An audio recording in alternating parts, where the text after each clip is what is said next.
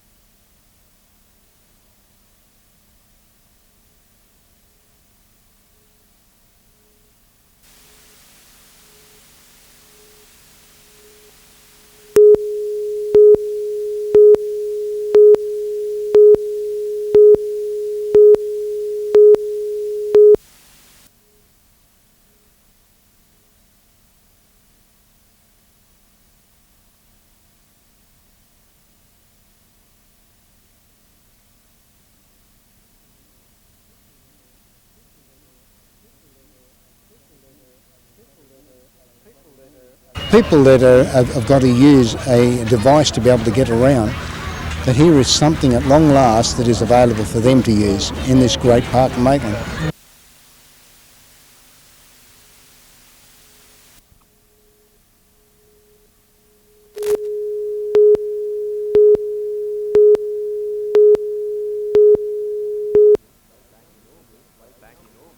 Back in August, Lake Council put the brakes on a 28-lot subdivision proposed for this site next to Warners Bay High School, pending a study on sulphur dioxide fallout from the nearby Pasminco smelter.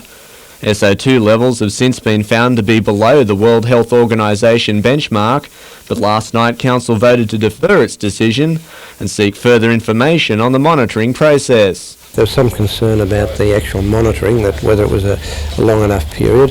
There was also concern about whether in fact the northwesterly winds, which is the biggest problem, were strong at that period. In the past, developer Stronach has threatened legal action, but we'll wait and see what happens when the subdivision goes back before Council next week.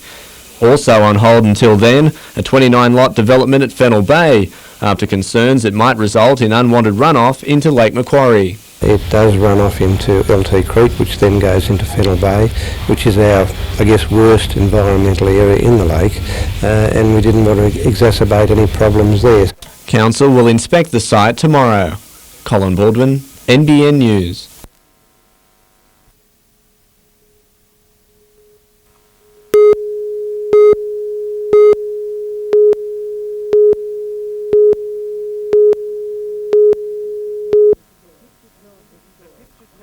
The picture tells the story. 112 2- and 3-bedroom units sitting on top of a new Woolworths supermarket. They've obviously identified a need to get back into that area as far as their business is concerned. It just sends a very strong message to the investment community of Newcastle that there's going to be jobs, there's going to be investment. I'm very pleased about it. An estimated 240 jobs are expected to be created during construction. Another 220 should replace those when the supermarket is up and running.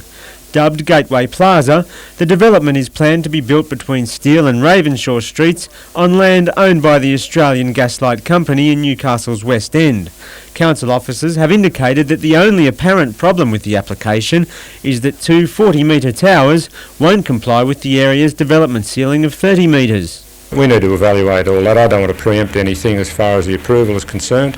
It's not appropriate to do that at this stage, but it does send a very clear message about the local economy. It's getting stronger. Meanwhile, the Hunter Business Chamber have called on the Minister for Health, Craig Knowles, to detail his intentions for the revenue raised from the sale of Newcastle Hospital, now that he has promised it will be spent in the Hunter. To say to us, yes, that it's definitely going to happen that way, so we'd be looking for that as soon as we could get it from the Minister's office. David McElwain, NBN News.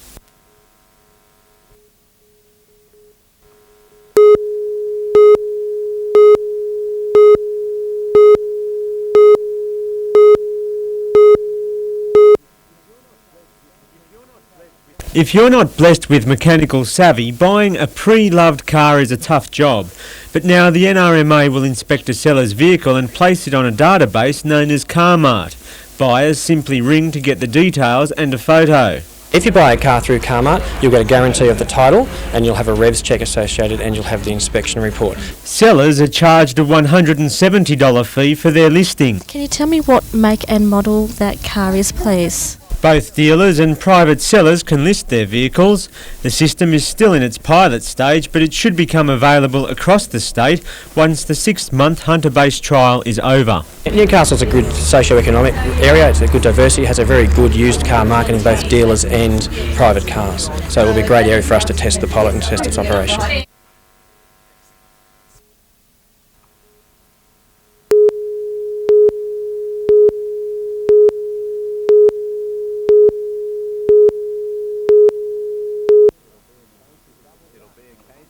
It'll be a case of double Dutch in the Hunter in the lead up to the Olympics, with both the swimming and Paralympic teams headed here for more training.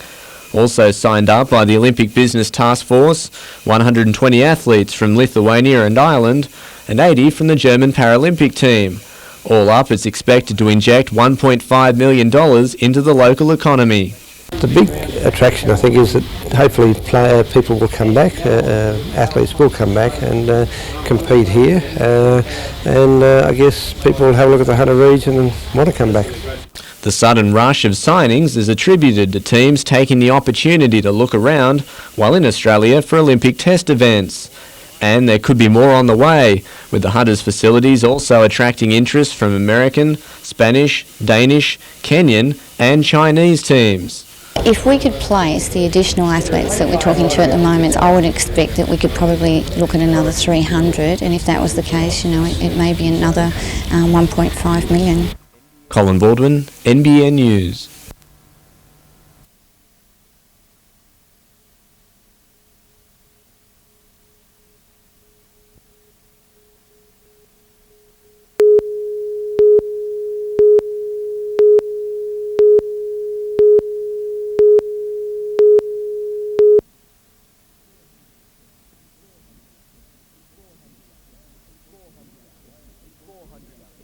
$450 people from New South Wales and Queensland were surveyed in order to establish the real Australian woman for Hestia underwear.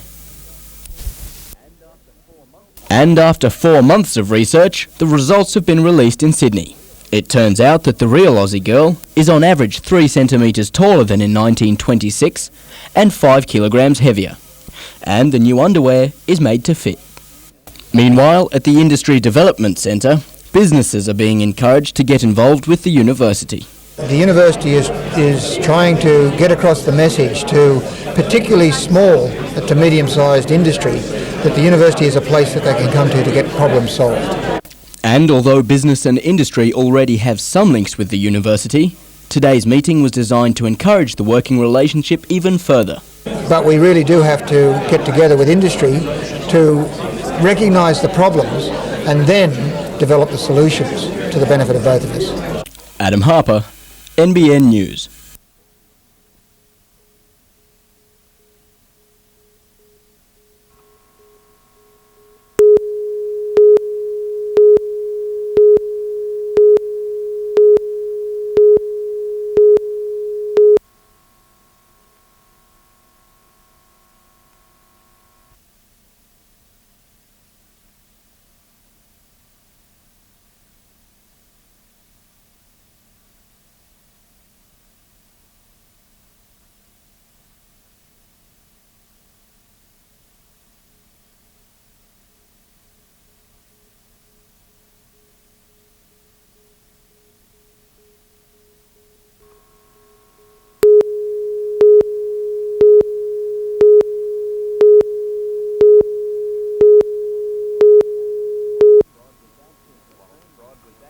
While Sprod was absent from training this morning due to work commitments, some other walking wounded were present. Luke Tomich and Greg Owens have been fighting knee injuries and both can't wait to return. Really anxious as well. I've been really cranky, but I just have to support the boys and hopefully they get another win down there. Both are hoping for a stint in Youth League this week, while Lee Sterry has named a relatively unchanged senior side to play Parramatta. Travis Dodd will return, with Tancheski, Tripchevsky and Smith the likely reserves. Peter Junknowitz is on standby to replace Sprod. He's probably a 60% chance at this stage. The knee's still got a bit of swelling in it. He did a bit of light jogging last night, so we'll just see how he comes up tonight at training. The Breakers will be looking for a third straight win, but will have to beat a Parramatta side coming off a loss to Premiers South Melbourne. They got beat 4-2, but it was no indication of the game. They were 2-2 with about 30 minutes to go, and then they had a player sent off and a penalty at the same incident. So they went to 3-2 behind and went down to 10 men, so it made it very difficult against a side like South Melbourne. Colin Baldwin, NBN News.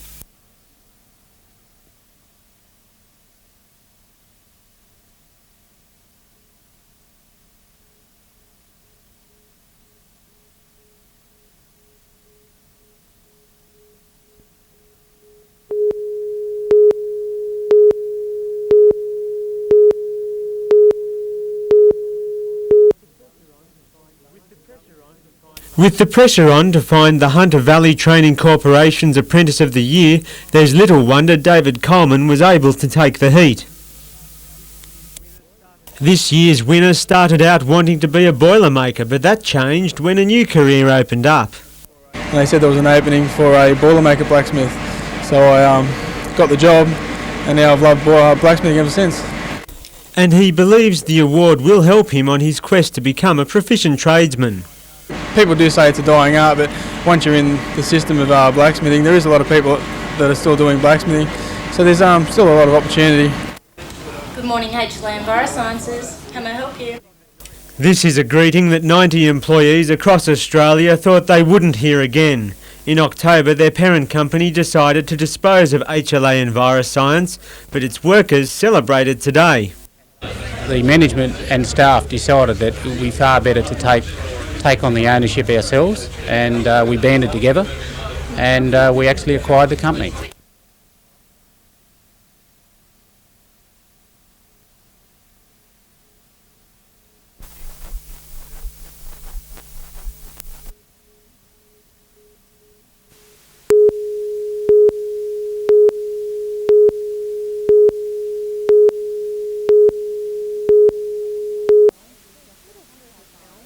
Little Curtis Elms was Dr. Frank Alvaro's first patient when he took up his role as paediatric oncologist at the John Hunter Hospital. He diagnosed the little boy with a rare liver tumour and treatment began immediately. For his parents, Tracy and Sean Elms of Newcastle, it was a heartbreaking time, but one made easier by the fact they were able to stay close to home most of the time rather than travel to Sydney hospitals. Northern New South Wales residents rallied together, raising money through NBN's telethon to set up facilities to attract a paediatric specialist to the area. A year later, and dozens of families like the Elms are eternally grateful. We're very happy, and we're very happy that Frank was so wonderful and so on the ball, because we got everything off the internet, and everything that was on the internet Dr. Alvaro was doing. So we were, we just couldn't believe that he just knew exactly from the moment of diagnosis, he knew exactly what to do. Mrs. Elms says having a Newcastle-based doctor allowed her to stay close to her support network. You need family support, you need people around you, and I feel so sorry for the people who have had to go down there and be down there. And if it wasn't for Frank being here, we would have definitely been down there. We would have been down there all year. Curtis is now making a speedy recovery. Dr. Alvaro says the patient demand has exceeded his expectations and the facilities match those in Sydney. The facilities have been quite good. Obviously, never having a unit here, it means that there are lots of things that we didn't have at the beginning. But as time has gone on and we've worked out what we actually need, we've been able to purchase a number of those pieces of equipment. And things have been going along quite well. Amanda Bolger, NBN News.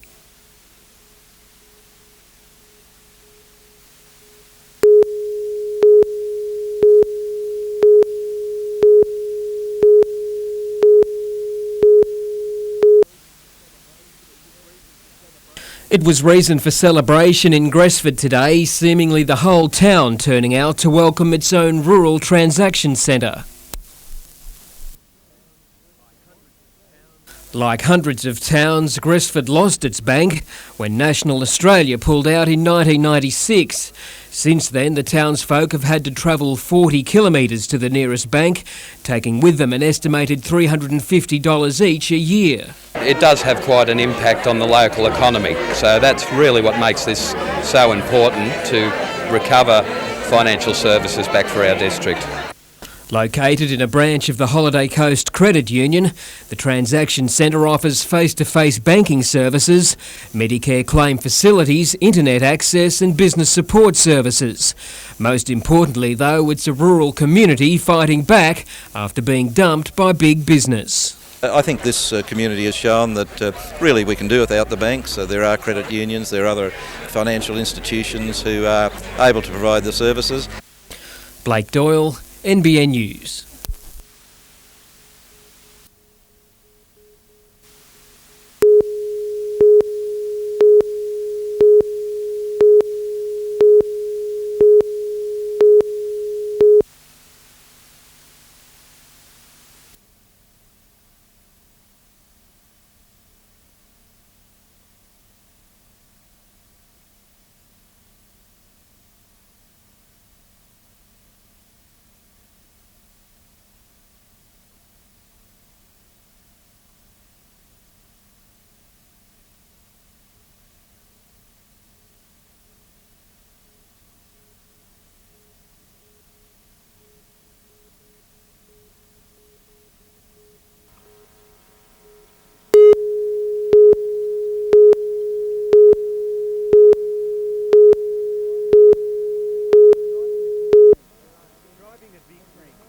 Driving a big rig, there aren't many places you don't go. And as Mark Lovell launched a car driver awareness campaign, he wasted no time with the member for Charlton.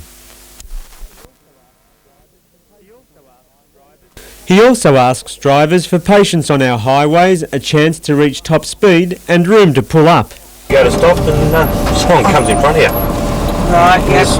That's one of the biggest ones. Negotiating roundabouts and turning corners, other big issues for truck drivers. Basically left-hand and right-hand corners. Basically when we're in the wrong lane to turn left, as people think we are, they come up from the inside. And it's holiday drivers that the campaign is targeting. Everybody wants to get to their destination, but everybody wants to get there safely. Work with us and not against us, basically, yeah.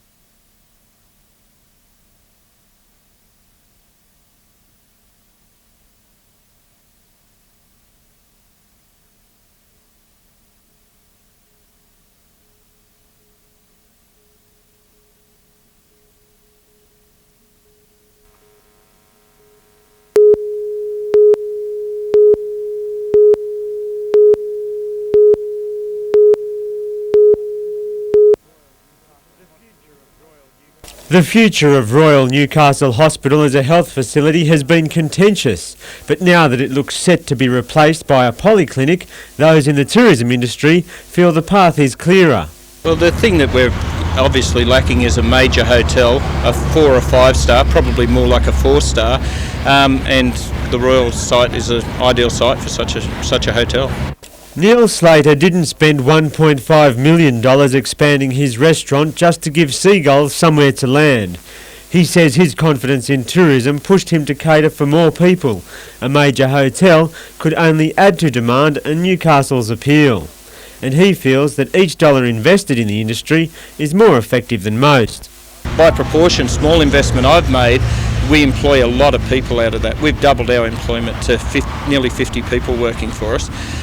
When you spend that sort of money on most industry, you don't really employ any more people.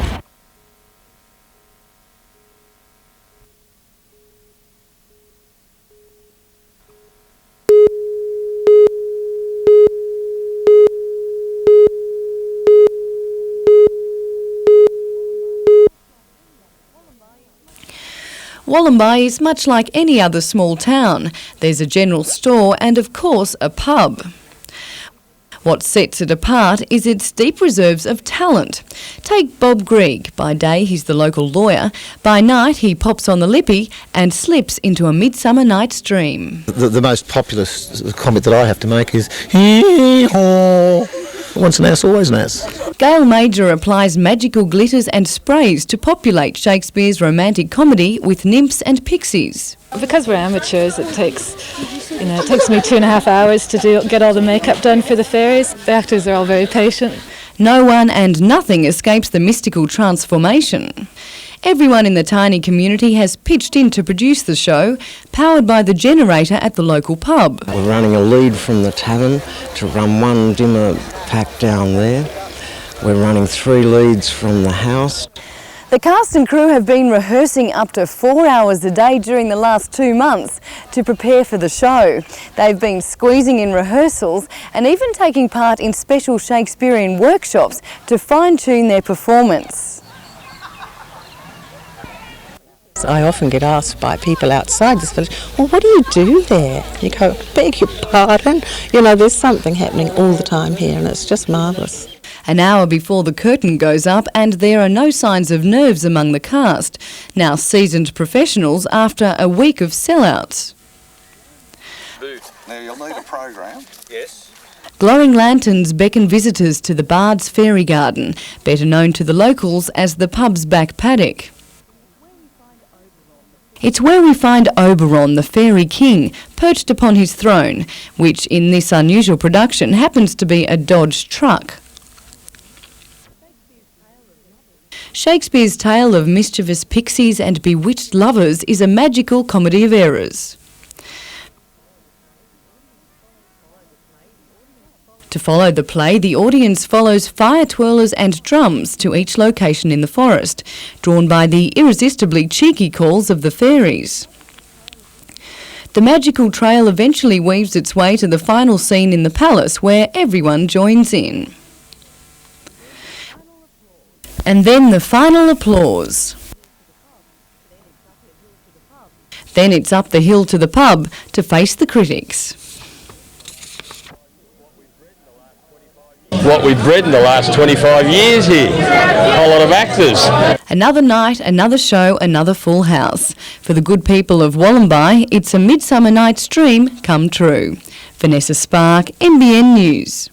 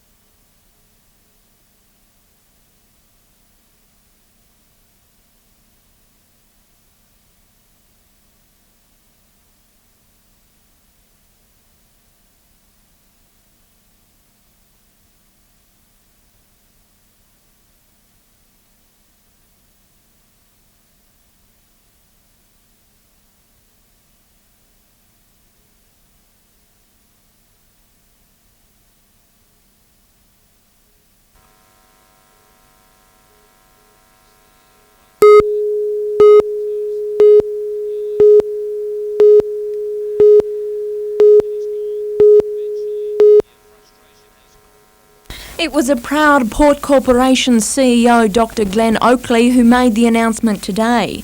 Trade up in the port by almost 1 million to 78 million tonnes. It's a feather in the cap of Australia's oldest export port, which is also celebrating its 200-year anniversary this year. It's 10 to 1 export to import ratio. That's very important to our national economy when we've got so much import traffic.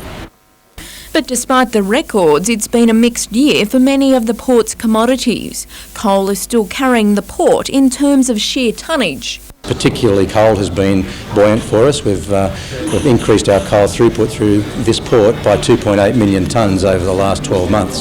But on the downside, of course, we've had the impact of the Asian economic downturn. There's been a lag effect there, but we've managed to get through it with coal. As to next year, the construction of the Eastern Basin Distribution Centre, the Brambles Walsh Point Terminal and the multi-purpose terminal on the former BHP site, as well as the expansion of the Port Waratah Terminal, are due to inject $1 billion in investment in the region. It's often been said that the port is one of the key economic drivers of the region, and that hasn't changed at all.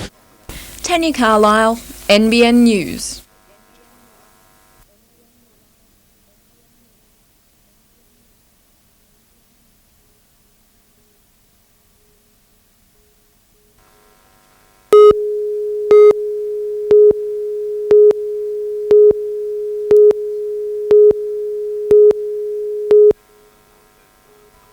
Andy Harper has been in scintillating form in recent weeks, but the veteran striker will have to overcome a hamstring injury to work his magic again this Friday.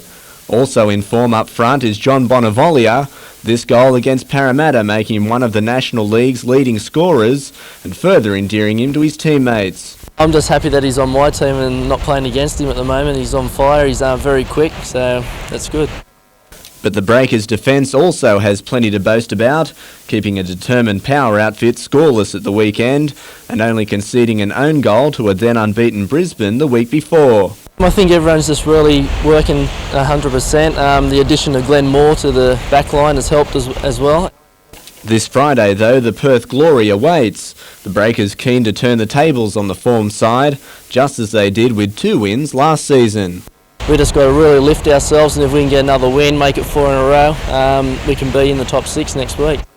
Colin Baldwin, NBN News.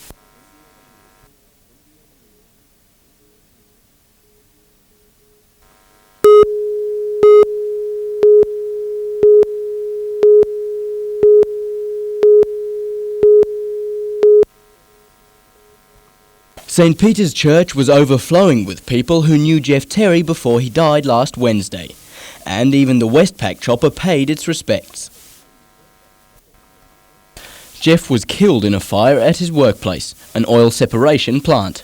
There was a number of people that were severely burnt, resulting in the death of Mr Terry. And although the accident has left those who knew him distraught, it has focused union attention on some important issues. There seems to be a higher profile on road deaths and injuries, accidents, and there doesn't seem to be the same high profile on workplace injuries. Mr Stoker believes that the focus at this stage is on large industry, whilst the smaller places are overlooked. Worker safety, according to Mr Stoker, isn't receiving the attention it deserves. It's only a couple of years ago this young kid killed at McDonald's, so there's no such thing as a safe workplace. No such thing. Adam Harper, NBN News.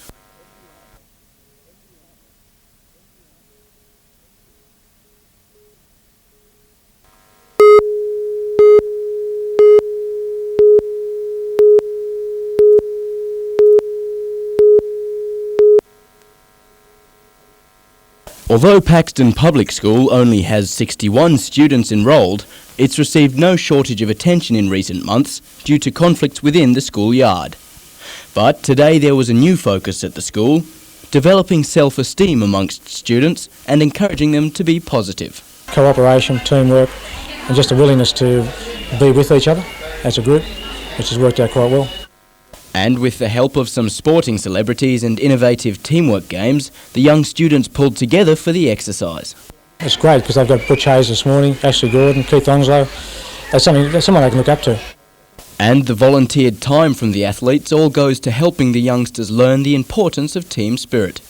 It's a part of a life activities program, which hasn't been held at the school before, but is hoped to become a regular event.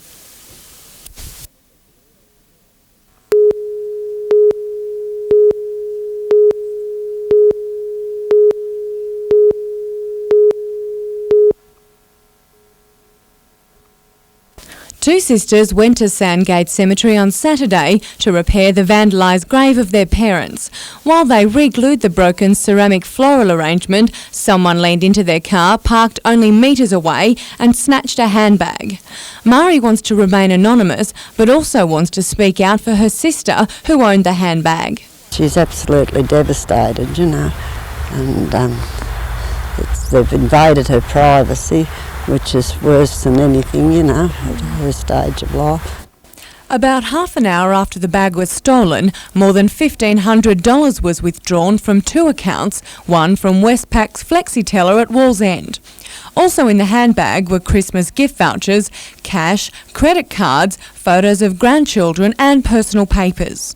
But I don't think they care anymore, though, these people that do these things, you know. I don't know what the world's coming to. Police are investigating to see if it was a one-off incident or whether someone is using the cemetery as a stalking ground for unsuspecting victims. A lot of people will come visiting their families' graves at Christmas time, and I'd just like to get a warning across to be very, very careful and have your bags with you and not write your PIN numbers down as telephone numbers. Amanda Bolger, NBN News.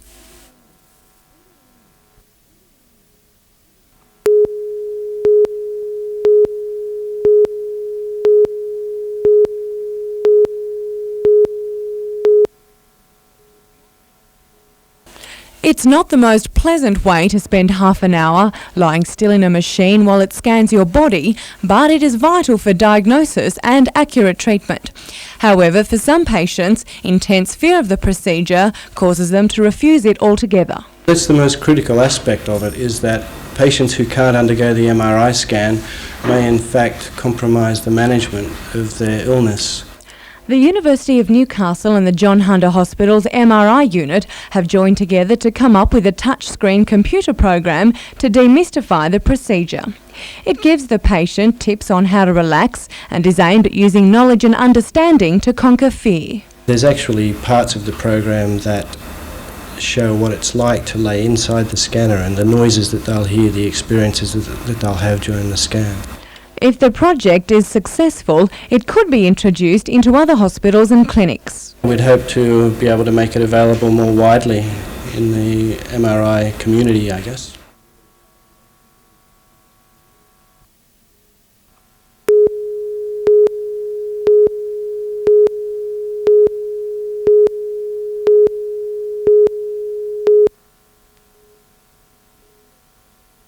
This time of the year is often regarded as the silly season, and it seems unruly behaviour on public transport is just part and parcel of the Christmas period. In a bid to stem this tide of antisocial behaviour, Newcastle Transit Police, aided by Chubb Security, are out in force. This time of the year we're experiencing the antisocial behavioural problems which is normally expected, and that's associated with too much liquor. Trains, buses and ferries will be targeted during the 4-day operation. Offenders will feel the full extent of the law. No cautions or warnings will be given. We're going to go right across the whole area of Newcastle, both on the rail, our bus system and ferry system. Like our hoodlums travel everywhere, they just don't select one or two spots, and we'll be out there to greet them. According to Inspector Neil Scarr, it's this kind of approach that has helped build a solid safety record. I believe that we have the safest transport system in New South Wales.